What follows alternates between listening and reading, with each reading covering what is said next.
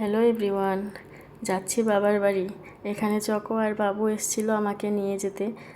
সকাল তখন 8টা বাজে, বৃষ্টির মধ্যেই বেরিয়ে পড়লাম, কারণ আমার আবার 9টার মধ্যে ডিউটি ঢুকতে হবে, আর তাই বৃষ্টির মধ্যেই বেরিয়ে পড়লাম। বাবু আর চকো সকাল 7টায় বেরিয়েছে বাড়ি থেকে। 8টায় এখানে পৌঁছেছিল আমার শ্বশুরবাড়ি। তারপর এসে সঙ্গে সঙ্গেই ওরা বসেও নি, সঙ্গে সঙ্গেই বেরিয়ে গেছি, কারণ আমার তো আবার অফিস যেতে হবে। এখানে বরমশাই আমাকে আর বাবাকে পৌঁছে দিয়েছিল ছাতি দিয়ে গাড়ি পর্যন্ত।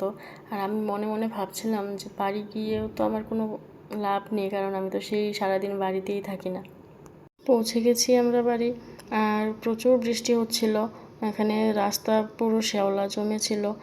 ওকে বলছিলাম তুমি পড়ে যাবে, আর একটু সাবধানে হাঁটো। আর কতদিন পরে বাড়ি এসেছি, মনটা কি ভালো লাগছে। আমার গাছগুলোকে দেখছিলাম আগে এসে। তারপর অফিস চলে গেছি। সারাদিন অফিসে কাটানোর পর তারপর চলে এসেছি বাড়ি এসে দেখি কারেন্ট নেই। তারপর চলে গেছি দোকানে, কারণ দোকানে কারেন্ট ছিল।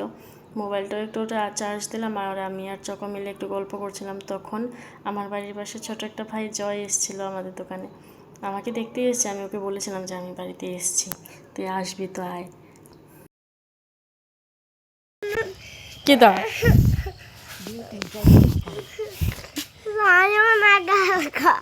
বুঝে তোমরা